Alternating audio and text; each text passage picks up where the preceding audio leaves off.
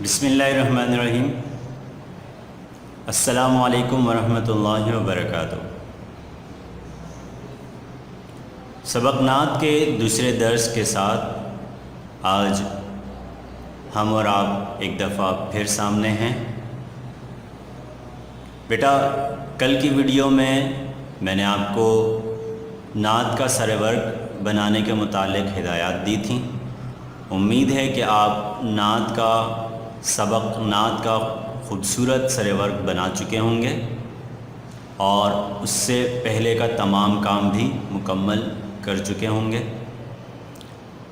سبق کی جانب بڑھتے ہیں۔ بیٹا، میں آپ کے سامنے نعت پیش کر رہا ہوں۔ کل میں نے آپ کو سادہ تلفظ کے ساتھ نعت پڑھنی سکھائی تھی۔ آج ہم اسی نعت کو ترنم کے ساتھ پڑھنے جا رہے ہیں۔ امید ہے کہ آپ تمام طلبہ توجہ دیں گے اور میرے ساتھ ساتھ پڑھیں گے۔ جی بیٹا، اس وقت نعت آپ کے سامنے ہے، نعت رسول مقبول صلی اللہ علیہ وسلم۔ آپ نعت ملاحظہ فرمائیں۔ اگر کتاب آپ کے پاس موجود ہے تو آپ صفحہ نمبر 8 دیکھیے، اور اگر کتاب نہیں ہے تو آپ اس وقت اسکرین پر توجہ دیجیے۔ میں پڑھنے لگا ہوں، غور سے سماعت فرمائیے گا۔ بسم اللہ الرحمن الرحیم۔ سب سے اولا ہمارا نبی، سب سے بالا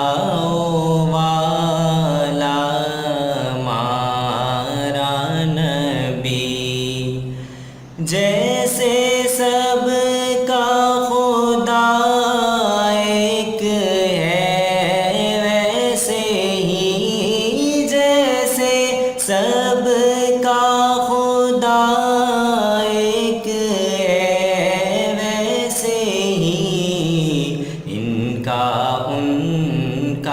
تمہارا سارے اچھوں میں اچھا سمجھیے، جسے ہے اس اچھے سے اچھا ہمارا نبی، سب سے اولا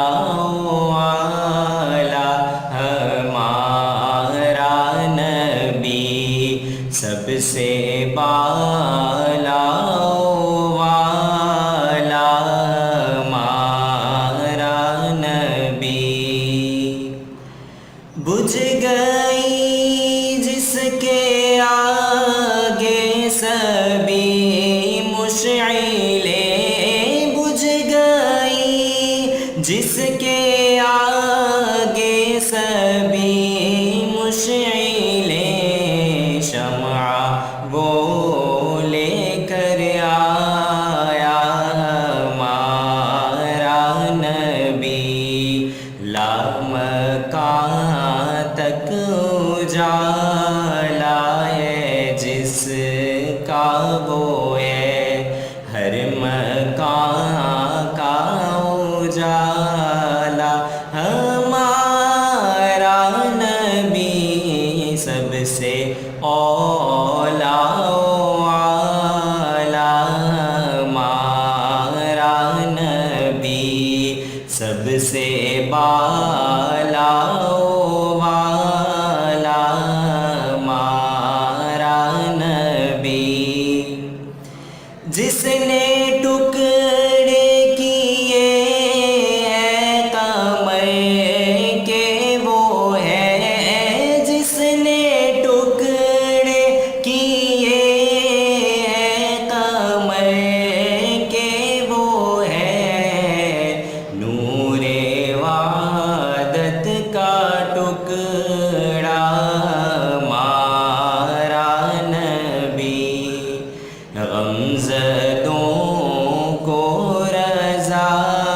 مژدہ دیجئے کہ ہے بے کسوں کا سہارا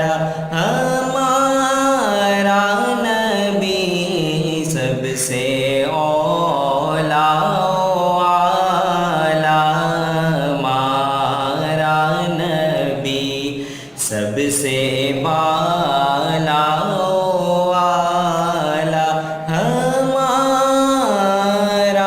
نبی، سب سے اولا والا ہمارا نبی۔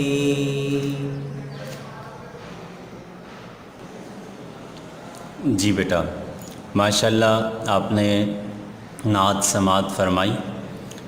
بیٹا اب میں آپ کے سامنے نعت کے الفاظ کی کچھ وضاحت کر رہا ہوں، غور سے سماعت فرمائیے گا۔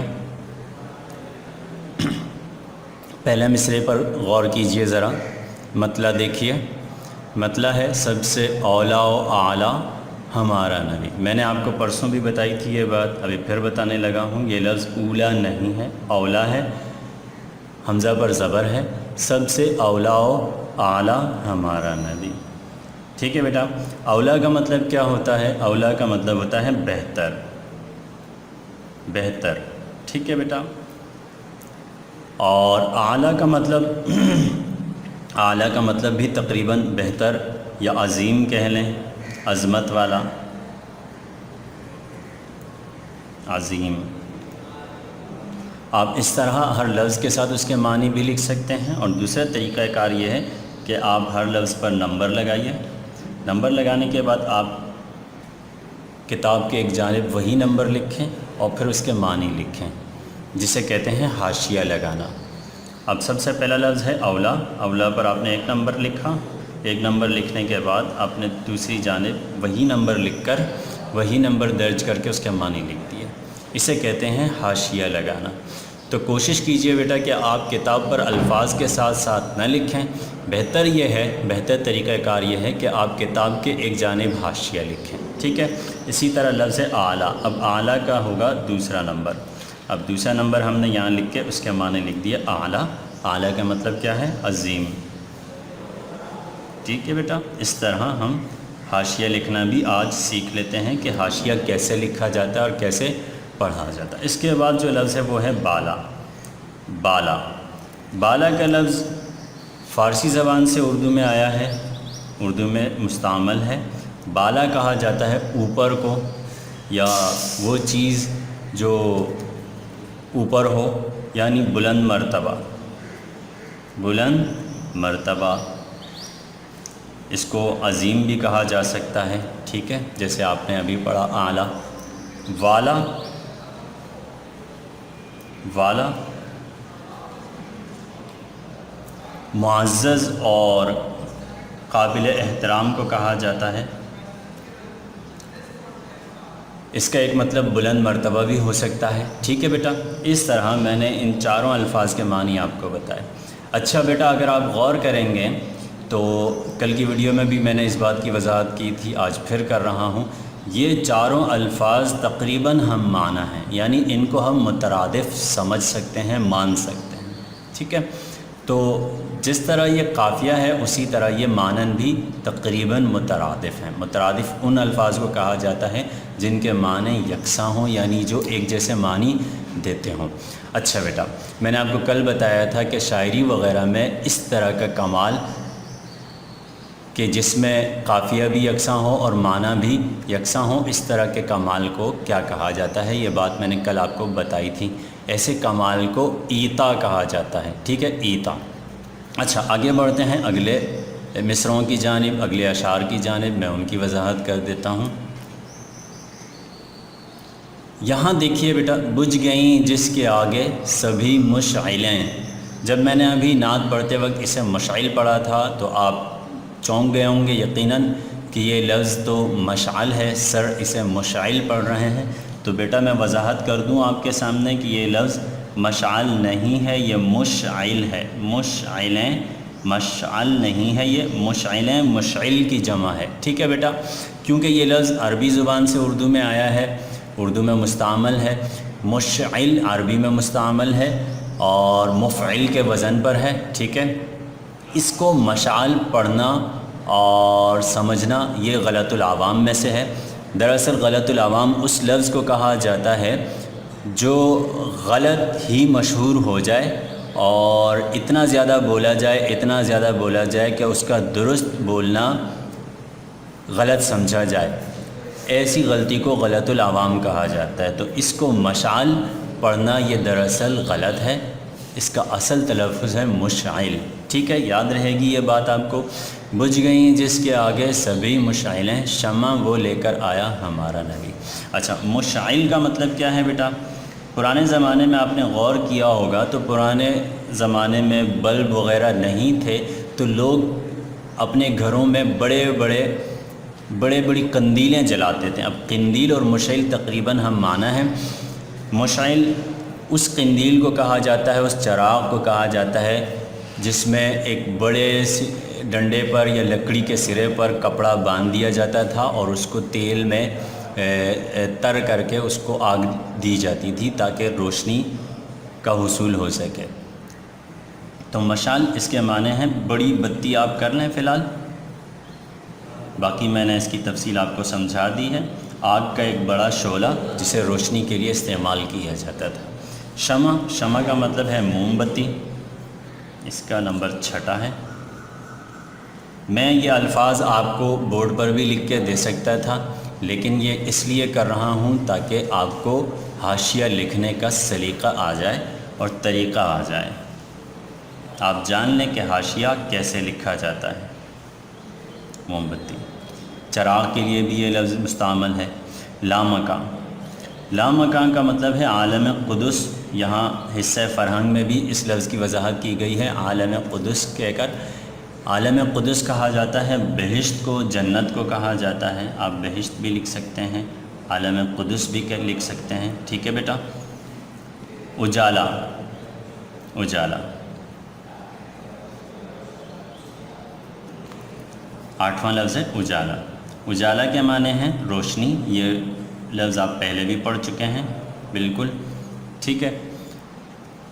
مقطع کی جانب جاتے ہیں بیٹا۔ جس نے ٹکڑے کیے ہیں قمر کے، قمر کسے کہا جاتا ہے؟ قمر کہا جاتا ہے چاند کو، قمر کہا جاتا ہے چاند کو، اور اس کی ضد ہے شمس۔ شمس سورج کو کہا جاتا ہے اور قمر چاند کو کہا جاتا ہے۔ اچھا، نور وحدت یہ دراصل اضافت ہے، مرکب ہے، مرکب اضافی۔ نور وحدت، وحدت کہا جاتا ہے توحید کو، توحید کا نور۔ نور وحدت کا مطلب ہوگا توحید کا نور، ٹھیک ہے۔ اسی طرح غم زدوں کو رضا مژدہ دیجئے کہ ہے۔ غم زدوں یہ جمع ہے، اس کا واحد ہے غم زدہ۔ غمگین آدمی کو کہا جاتا ہے، پریشان حال کو یا غمگین کو، جو اپنی حالت سے پریشان ہو، اپنے حالات پر دکھی ہو۔ مژدہ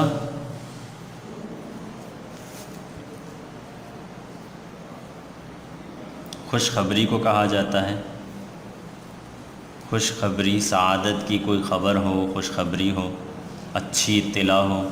اور اس کے بعد آخری لفظ ہے اس سبق کا، بے کسوں کا سہارا۔ بے کس کسے کہا جاتا ہے بیٹا؟ بے کس بے سہارا کو کہا جاتا ہے، جس کا کوئی سہارا کوئی نہ ہو، ٹھیک ہے، جس کا دنیا میں کوئی نہ ہو۔ آپ اس کو محتاج کے معنی میں بھی استعمال کر سکتے ہیں اور یتیم کے معنی میں بھی اسے استعمال کیا جا سکتا ہے۔ فی الحال ہم یہاں بے سہارا لکھ رہے ہیں، ٹھیک ہے بیٹا، بے سہارا۔ آپ نے الفاظ دیکھ لیے بیٹا، 12 الفاظ، نئے الفاظ میں نے آپ کے لیے یہاں نوٹ کر لیے ہیں۔ آپ ان الفاظ کے معنی اپنی کاپی میں تحریر کریں گے، جیسے پچھلی ویڈیو میں میں نے آپ کو الفاظ معنی تحریر کرنے کا طریقہ بتایا تھا۔ تو آپ نے آج کیا کرنا ہے بیٹا؟ آپ نے نعت کا سر ورق بنانا ہے، اور نعت کے سر ورق کے بعد آپ نے الفاظ کے معنی تحریر کرنے ہیں، ٹھیک ہے بیٹا۔ اس طرح ہمارا آج کا کام مکمل ہوا۔ انشاءاللہ اگلی ویڈیو میں پھر آپ سے ملاقات ہوگی۔ دعاؤں میں یاد رکھیے گا۔ السلام علیکم ورحمۃ اللہ وبرکاتہ۔